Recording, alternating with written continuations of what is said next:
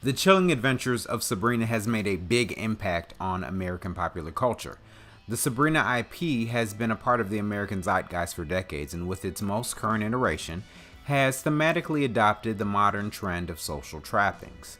Feminism, a theme often associated with witches as feminine beings of power, is a main branch of the Chilling Adventures of Sabrina's use of literary and film devices. Despite the clarity or execution of the messages that this show professes, it says a lot implicitly and explicitly about female advocacy. Yet what it says about the male gender and male advocacy as an antithetical statement is equally telling. This statement is made due to either an unintentional side effect created by pouring so much feminist theory into the Chilling Adventures of Sabrina's psychic pool, reflecting the common theme that spells have unintended consequences, or a very intentional message about masculinity by writers and showrunners. Either way, there is a clear message that comes from the Chilling Adventures of Sabrina. Brotherhood is from hell. Despite the irony of painting anything as being from hell as negative in this program, considering that one of the key plot points in this show is that the main characters worship Satan, men, or specifically the Brotherhood of Men, are painted as more evil than most other things. The Chilling Adventures of Sabrina sets up all male friendships as inherently evil. Looking closely at the relationships that male characters have with other male characters, there are very few actual friendships. The only obvious ones come from the peripheral characters. The bullies, jocks that attend Baxter High have very obvious friendly interactions. They smile at one another. They hug or shake each other's hands. They laugh together. They hang out with each other a lot. Yet despite their affection for one another, their interactions are played as primarily malicious and evil because they're usually seen bullying Susie. Now, these characters probably are troubled, and yes, you could say that they'd be minor antagonists in the Chilling plot, but they are the only real examples of male friends in the entire series. Harvey has no male friends, and even though he's acquainted with other male characters, especially on the basketball team, he doesn't seem to have any positive feelings towards any of them. Nick Scratch has no male friends, even though it is implied that he is popular and knows a lot of other males. Ambrose has no male friends, and the list goes on. The best that these characters have mustered are acquaintanceships. Harvey knows the other male jocks and speaks to them at Baxter High, but mostly corrects them when he does speak to them. Nick Scratch has no obvious male relationships other than passers-by, besides his rivalry with Harvey, which is played much more like disdain than actual friendship.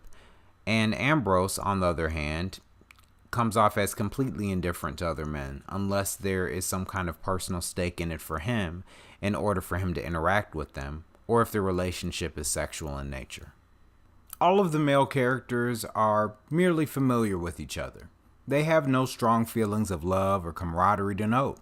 In season 1 of The Chilling Adventures of Sabrina, Harvey had one exception in his brother, Tommy, whom he shared a genuine affection and brotherly love with, but was swiftly killed by the plot and later turned into an undead monster that required a second killing. Whether or not the death of Tommy's character was necessary to the plot is irrelevant to the statement that his death makes about men in this series and their brotherhood. 1, that all male characters who have male friends are evil or will eventually become evil, but also 2, fraternity itself is evil. Introduced in season 2 of the series, the Judas Society was created as an analog to patriarchal oppression of female witch bodies. The Judas Society is the silent strong arm of the Church of Night, led by its patriarchal leader, Father Blackwood. It was exclusive, corrupt, male-dominated, and oppressive of the female members of the Church of Night. Much of the imagery used to depict the Judas Society's brethren were Nazi-esque. Alone, these portrayals worked well to emphasize varying plot points and messages given throughout the series, but does, however, play into the narrative that Brotherhood is evil. They play this fraternal organization of men who get together for a common purpose as demonic. All of the group's day players are depicted as Nazi youth, much less men seeking brotherhood, familial connection, and camaraderie under one goal. Not that they should. They do serve the purpose of the narrative as being antagonists and oppressors of women, but as one of the only fraternal organizations in the series, it is a telling depiction. The only other fraternity in this series is the basketball team, which is at all times portrayed as pretty evil. The only males in the series that are depicted as having amicable relationships have homosexual relationships as well. Specifically, this is the relationship between Ambrose and his boyfriend Luke. And although this relationship isn't technically a brotherhood in all senses because it is sexual in nature, the Chilling Adventures of Sabrina did make a point to bring it to an end by killing one of its members. All of the other male characters in the series feel toward each other a range of emotion that spans indifference to tolerance. There is a queer relationship and possible subtext that exists between the relationship between Theo, formerly Susie, and the male characters of the basketball team. Although they seem to hate her or at least antagonize her throughout the first season and into the second season, once Theo becomes a basketball player, their relationships change from one of disdain to respect.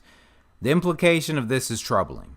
Either by having Susie maintain the only positive platonic male-male relationship as Theo, it could be surmised that only women can make good men by being trans, or possibly that the only thing that caused the male characters on the basketball team to respect her in the first place was by acknowledging Theo's masculinity and the fact that female Susie can transition into a male Theo, a being worthy of respect. Either possibility is troubling, yet I digress. As it stands, all of the male characters in the series exclusively have positive relationships with women, yet with so much of the series revolving around female empowerment and oppressive patriarchy, it may be difficult to simultaneously write positive male characters and relationships.